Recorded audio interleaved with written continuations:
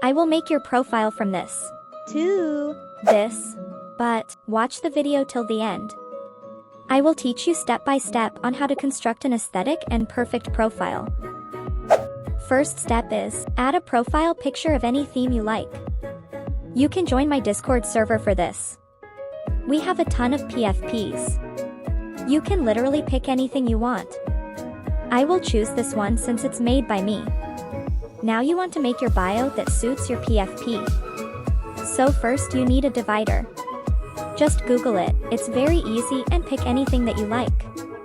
You can also join my server for fancy symbols and dividers. I have picked mine, so I will use it.